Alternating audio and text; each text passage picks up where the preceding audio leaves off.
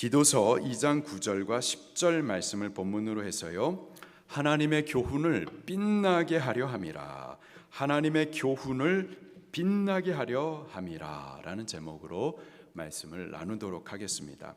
바울이 그레데 섬에서 목회하고 있는 디도 목사님께 편지하면서 성도들에게 바른 교훈에 합당한 것을 가르치라 지시하십니다. 바른 교훈이란 그리스도 예수의 구원의 복음을 말하죠.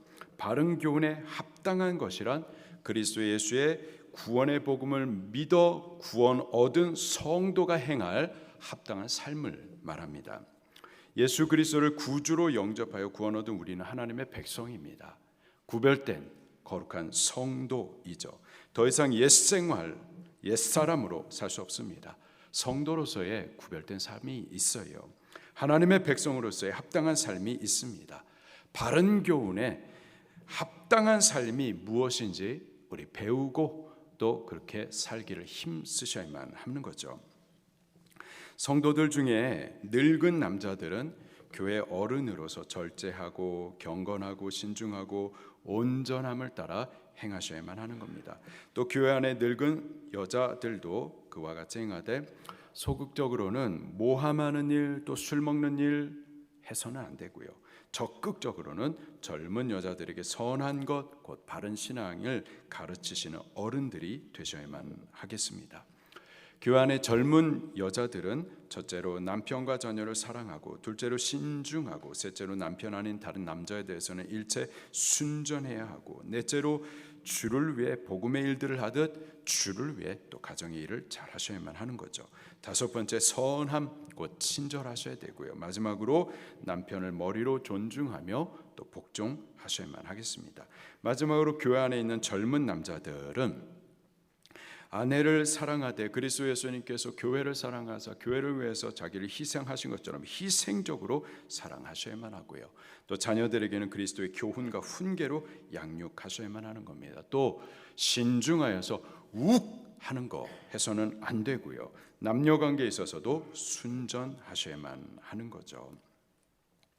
우리가 예수 그리스도를 구주로 믿어 이제 구원 얻은 하나님의 백성, 거룩하게 구별된 성도가 되었으니 이제 이에 합당한 인격과 삶을 배우고 갖추어 가기를 힘쓰셔야만 하겠습니다.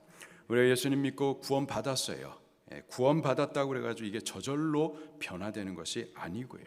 그렇게 배우고 다듬어 가셔야 돼요. 그렇게 우리 자신을 만들어 가셔야만 하는 겁니다.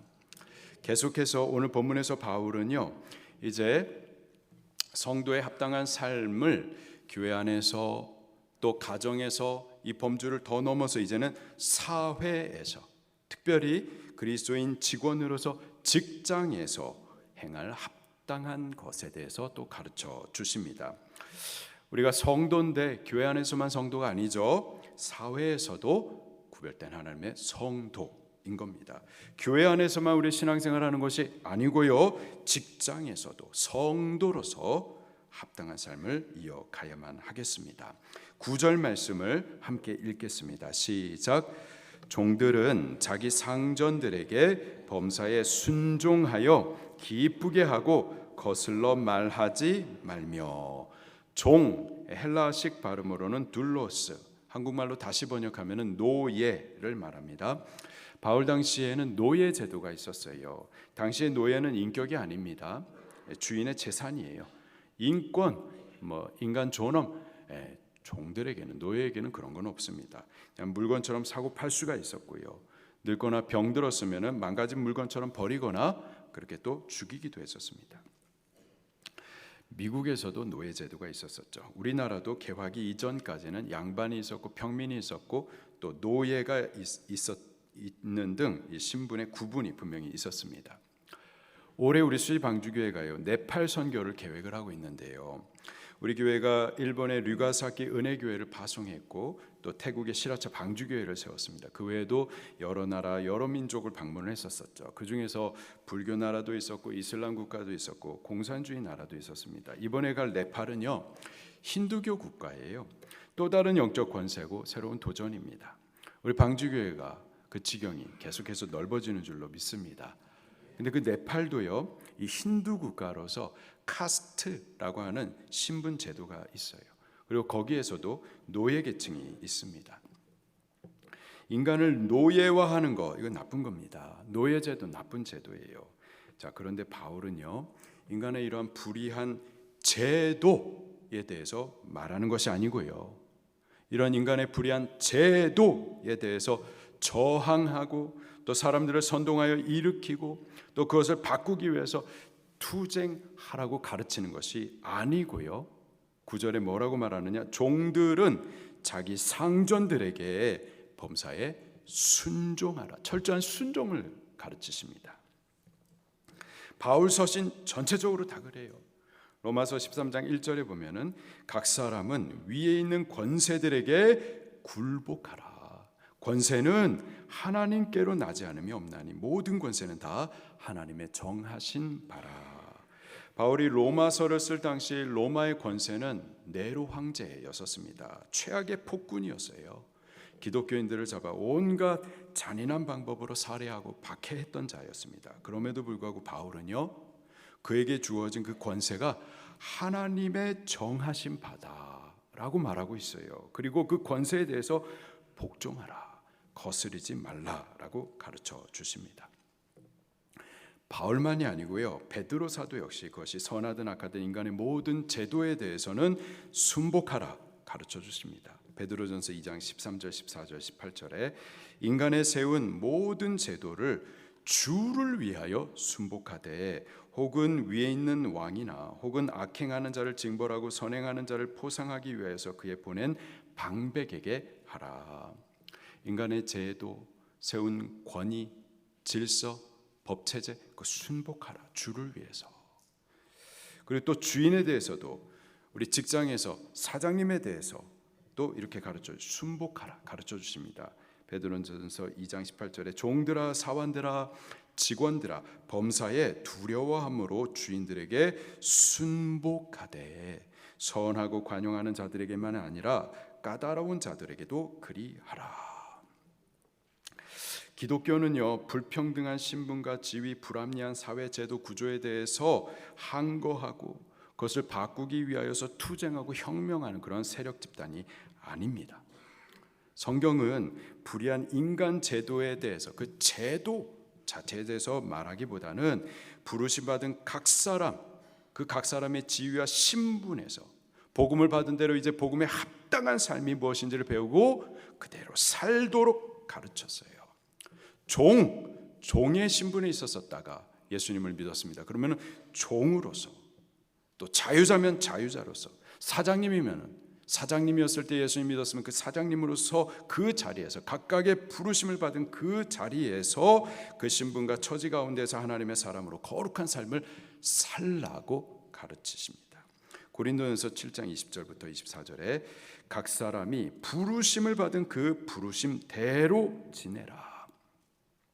내가 종으로 있었을 때 부르심을 받았느냐 염려하지 말라. 너희는 값으로 사신 것이니 사람들의 종이 되지 말라. 형제들아 각각 부르심 받은 그대로 하나님과 함께 거하라. 부르심을 받은 바로 그 자리에서, 사장님은 사장님 자리에서, 종이면 종의 자리에서, 그 각각의 자리에서 합당한 삶을 살라라는 거죠. 불합리한 것들이 분명히 있어요. 나라 안에 잘못된 제도들이 많아요. 그러나 교회가 그런 일들에 대해서 맞서서 세력을 키우고 집단적으로 막 행동하고 싸우고 투쟁하는, 이거는 절대 성경적이지 않습니다.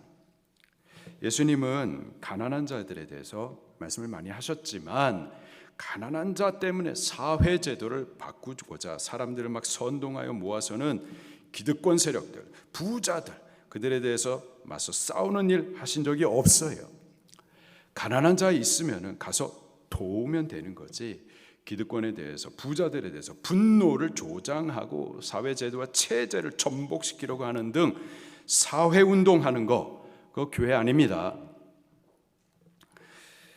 예수님께서 불의한 자들에 의해서 잡히셨을 때 베드로가 칼을 빼서 대제사장의 종 말고의 길을 베어버렸었어요. 불의한 자들입니다. 불의한 일을 행하는 자들이었어요. 이에 대해서 베드로는요, 힘으로 맞서려고 했었습니다. 세상의 방법으로 싸우려고 했었어요. 그때 예수님께서 말씀하세요. 베드로에게 너 그 칼집에 꽂으라. 그것은 하나님의 방법이 아니라는 거예요. 교회는 그렇게 해서는 안 된다라는 겁니다. 예수님께서는 그 말고에 떨어진 그 귀 주워 가지고 다시 붙여 주셨죠. 그 예수님의 방법이에요. 교회는 그렇게 하셔야만 하는 겁니다. 어떤 체제나 제도가 불의하고 마음에 들지 않아도 그리스도인은 그 체제 안에 있는 동안에는 각각의 지위와 신분 가운데에서 하나님의 사람으로 거룩한 합당한 삶을 살면서 하나님을 드러내고 그리스도의 복음을 나타내야 되는 거지, 그 체제를 전복하고 제도를 갖다 막 엎어버리고 사람들을 선동하고 막 투쟁 이런 것은 안 되는 거예요. 제도를 바꾸면 사회가 좀 나아지나요? 대통령 바꾸고 정권 바뀌면 좀 나아지나요? 이 땅에 유토피아 가능합니까? 그런 게 인간의 투쟁 역사 가운데에서 과연 있었었나요? 사람이 바뀌지 않고는 어떤 인간 제도라도 불의할 수밖에 없습니다. 사람이 문제지, 죄인 우리가 문제지 제도 자체가 아닌 거예요. 18세기에 영국에 산업혁명이 있었었죠. 공장들이 들어서고 굴뚝이 높이 세워지고 연기가, 검은 연기들이 뿜어집니다. 하늘이 까맣고 건물들도요 까맣게 오염됩니다. 또 공장 옆에는 술집과 매춘들이 성행하면서 영적으로도 까맣게 타락해져 가고 있었어요. 그게 18세기 영국의 영적 상태였었습니다. 그때요 그 나라 전체가 뒤집어지는 사건이 있었습니다. 거룩하게 새로워지는 사건이 일어나는데 사회 개혁을 위한 투쟁, 혁명 그런 것 아니었어요. 존 웨슬리 목사님을 중심한 교회의 부흥과 함께 나라 전체가 뒤집어진 거였었습니다. 요한 웨슬리 목사님을 위시로 한 이 홀리 세븐이라고 하는 젊은 청년들이 하나님 앞에 거룩해지고자 하는 그 간절함에서 시작한 경건운동, 영적 대각성 운동이 그 한 사람 몇 사람에게서부터 시작을 해가지고요 나라 전체를 갖다 뒤집어 깨끗하게 거룩하게 뒤바꿔 놓았었던 거죠. 그들이 가난한 노동자들을 찾아가가지고 복음 전했어요. 그들이 전한 복음이요 사회복음 아닙니다. 노예제도, 노동자들의 임금 문제, 노동환경, 체제 문제 이런 것 아니었고요, 순전한 복음을 전해주었어요. 당신들 죄인입니다. 나도 죄인입니다. 인간은 모두 죄인입니다. 이 죄 때문에 우리가 다 신음하고 고통합니다. 기득권자들이 아니라 죄 때문입니다. 그리고 이 죄 때문에 우리 모두가 하나님의 진노의 심판 아래 놓여 있습니다. 그러나 이 죄 문제에서부터 자유함을 받고 구원을 받는 길이 있습니다. 바로 예수 그리스도이십니다. 그분이 죄인 당신과 같은 못해 처먹은 자, 나같이 못해 처먹은 우리를 위하여서 대신 십자가에서 못 박혀 죽으심으로 죄값을 그가 치루어 주셨습니다. 죄로 인하여서 인간의 모든 고통, 괴로움, 저주가 있는 겁니다. 그러나 예수님으로부터 이 죄의 저주에서부터 구원을 받을 수가 있습니다. 죄를 선포해 주었고요, 또 예수 그리스도의 복음을 전해 주었었습니다. 그들이 순전한 복음 들을 때 막 가슴을 치며 회개합니다. 그 죄에서부터 하나님께로 돌아와요. 말씀을 가까이 합니다. 거룩해져요. 그렇게 사람이 변화되자 사회 전체가 변화되기 시작을 하는 거고 나라 전체가 뒤집어지기 시작을 하는 겁니다. 사람이 변하면 사회도 변하는 거예요. 제도를 바꾼다고 사회가 변하는 게 아니고요, 사람이 변하셔야 돼요. 바로 그것이 교회가 하는 일입니다. 각 사람이 각각의 자리에서 복음에 합당한 삶을 사는 거예요. 바울은 노예제도 물론 나쁘지만 그것을 바꾸려 하기보다는 종들에게, 사장님들에게 각각의 그 부르심의 자리에서 우리가 하나님의 거룩한 사람이 되었으니 하나님 앞에 복음에 합당한 삶이 무엇인지를 전하고 그렇게 살도록 가르쳤었던 거죠. 9절에 종들에게 바울이 이렇게 말해줍니다. 종들은 자기 상전들에게 범사에 순종하고 기쁘게 하고 거슬러 말하지 말며. 종의 지위에서, 신분에서 그리스도인 직원으로서 합당한 것이 무엇인지를 가르쳐 주세요. 먼저 종들은요, 상전들에게 순종하셔야만 합니다. 그리스도인 직원으로서 우리 직장에서요, 우리 사장님들에게 순종하셔야 돼요. 여보세요? 네. 우리 사장님들에게 어떻게 하라고요? 사장님 나빠요가 아니라 순종하죠. 순종. 어렵지만 그게 말씀입니다. 같은 말씀을 다른 성경에서도 반복해서 말해주고 있어요. 에베소서 6장 5절에 종들아, 직원들아, 두려워하고 떨며 성실한 마음으로 육체의 상전에게, 사장님께 순종하기를 그리스도께 하듯 하라. 골로새서 3장 22절에 종들아, 직원들아, 모든 일에 육신의 상전에게, 사장님께, 상사들에게 순종하되 사람을 기쁘게 하는 자와 같이 눈가림만 하지 말고 오직 주를 두려워하여 성실한 마음으로 하라. 종들은 상전에게 순종하셔야 돼요. 그리스도인 직원으로서 우리들은 직장에서 사장님께 순종하셔야만 하는 겁니다. 세상은 투쟁하라고 가르치고 조장하죠. 근데 성경은 순종하라고 가르치십니다. 우리는 누구의 말을 들으셔야 되죠? 말씀을 들으셔야만 하는 겁니다. 그것이 성도에게 합당한 거예요. 심지어 같은 말씀을 디모데전서에서는요, 또 이렇게 가르치십니다. 디모데전서 6장 1절에 종들은 자기 상전들을, 사장님을 범사에 마땅히 공경할 자로 알지니. 사장님을 어떻게 하라고요? 공경하셔야 돼요. 공경과 순종은 한 짝입니다. 같이 가는 단어예요. 제5계명 부모님 계명에 대해서도 내 부모를 공경하라 명령하시죠. 그러면서 또 하시는 말씀이 주 안에서 순종하라 같이 명령하십니다. 그렇게 공경, 순종은 항상 같이 가는 단어입니다. 한 짝이에요.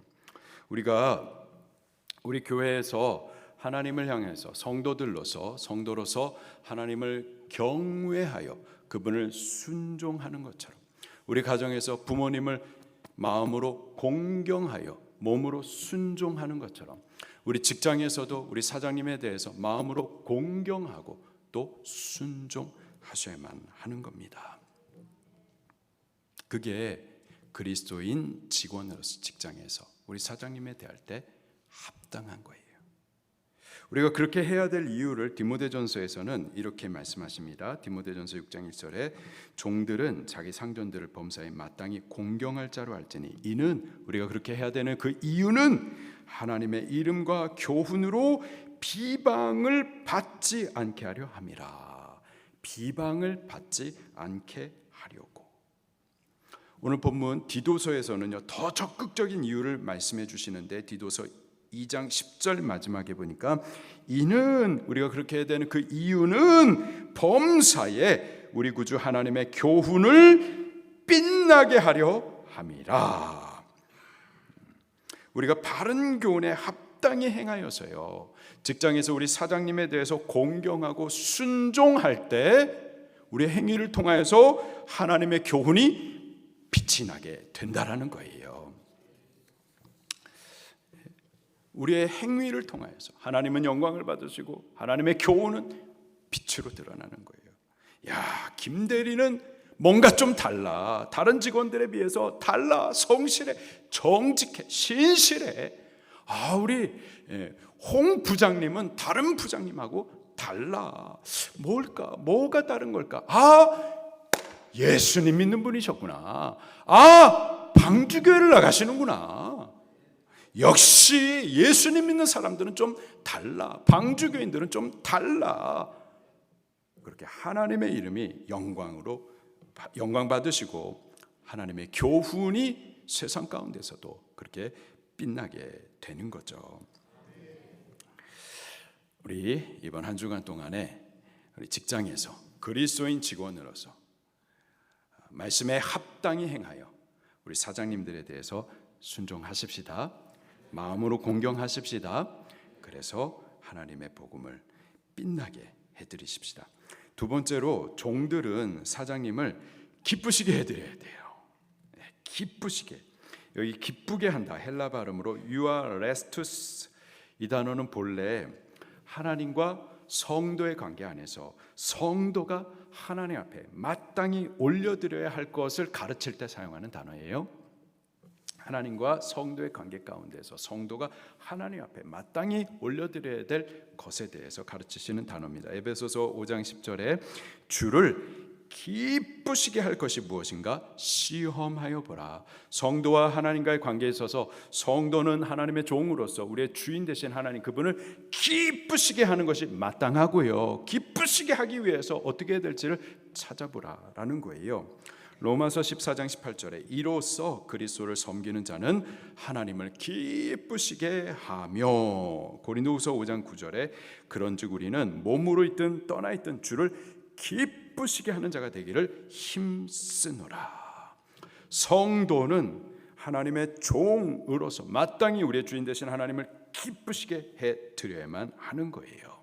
그게 합당한 거라는 거예요. 마찬가지로 직장에서 그리스도인 직원과 사장님의 관계 안에서도 그래야 된다라는 거예요. 사장님을 기쁘시게 해드려야 된다라는 거예요. 그게 합당한 일인 겁니다. 세 번째로요, 우리 그리스도인 직원으로서 직장에서 우리들은 성실하게 일하셔야만 하는 겁니다. 그리스도인 직원으로서 우리 사장님과의 관계에 있어서 사장님을 기쁘시게 하라 했는데 어떻게 기쁘시게 해드릴 수가 있을까요? 아침에 출근하자마자 사장님께 커피를 아메리카노 대접해 드릴 수도 있고 인사를 크게 잘 할 수도 있고 그것도 좋은 방법일 수가 있겠는데요. 그러나 무엇보다도 맡겨진 업무를 성실히 행해 드리는 거예요. 신실하게 일하는 겁니다. 10절 말씀을 같이 읽겠습니다. 시작. 흠치지 말고 오히려 모든 참된 신실성을 나타나게 하라. 이는 범사에 우리 구주 하나님의 교훈을 빛나게 하려 함이라. 아멘. 신실성을 나타내게 하라. 신실하게 일하셔야만 하는 겁니다. 성도는 직장에서 신실해야 돼요. 성실히 일하셔야 돼요. 사장님이 볼 때만이 아니라 보지 않을 때에도 충성하는 거죠. 겉에 보이는 것만 예쁘게 포장하고 마치는 것이 아니라 속에 보이지 않는 것까지 제대로 하셔야만 하는 겁니다. 새 집이에요. 예쁘게 이 인테리어 마감이 잘 돼 있습니다. 근데 겨울이 되니까 추워요. 왜 이렇게 추운가? 뜯어보니까 속이 비어 있어요. 이 눈가림만 하는 거죠. 딸기를 선물해 줬어요. 비싸게 줘가지고 좋은 분에게 좀 특별한 걸 대접해드리기 위해서 딸기를 선물해 드는데 예쁘고 튼실하게 딸기가 큰데 속에 보이지 않는 아래에 있는 것들은 쬐만하네. 성실하지 못한 거예요. 그리스도인은 그렇게 해서는 안 되는 겁니다. 사람이 볼 때도 보지 않을 때도 정직하셔야 돼요. 겉에 보이는 것뿐만 아니라 속에 보이지 않는 것까지도 제대로 바르게 하셔야만 하는 겁니다. 구약의 인물들 중에서요, 요셉이 성실했었습니다. 신실했었어요. 그는 형들에게 미움을 받아가지고 억울하게 팔려서는 종이 되죠. 종이 되지만 그 주어진 상황, 지위 가운데에서 하나님의 사람으로서 합당하게 행합니다. 그 성실히 맡겨진 일들을 했었어요. 그의 성실함을 그의 주인 보디발이 주의하여서 보았습니다. 그러더니 그에게 집안의 모든 일을 맡기죠. 요셉이 그렇게 성실할 수 있었던 이유가 뭘까요? 사람 앞에서만 한 것이 아니라 불꽃 같은 눈으로 보고 계신 하나님의 목전 앞에서 행했었던 겁니다. 성실함, 신실함이란 하나님 앞에서 행하는 것을 말해요. 사람이 보든 보지 않든 겉에 보이든 속에 보이지 않든 모든 것을 보고 계시는 하나님 앞에서 충성되게 행하는 것, 그것이 바로 성실함, 신실함인 겁니다. 골로새서 3장 22절부터 24절에 이렇게 또 가르쳐 주세요.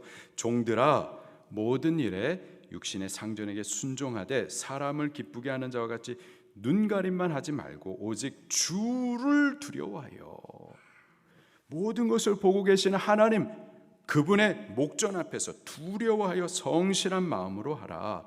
무슨 일을 하든지 마음을 다하여 주께 하듯 하고 사람에게 하듯 하지 말라. 우리 신실하셔야만 합니다. 눈가림만 해서는 안 돼요. 마음을 다해서 주께 하듯 하셔야만 합니다.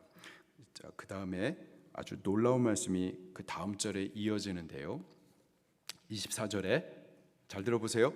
이는, 우리가 이렇게 신실하게 일해야 되는 그 이유는 기업의 상을 주께 받을 줄 아나니 너희는 주 그리스도를 섬기느니라. 놀라운 말씀입니다. 이게 무슨 말씀일까요? 이는 기업의 상을 주께 받는다. 너희는 주 그리스도를 섬긴다. 이게 무슨 말일까요? 우리가 사장님을 순종하고 기쁘시게 하는 그것이 곧 주 그리스도를 섬기는 일이라는 거예요. 우리가 사장님이 맡기신 일을 성실히 행하면 주께서 기업의 상을 우리에게 베풀어 주신다라는 겁니다. 이건 또 무슨 말일까요?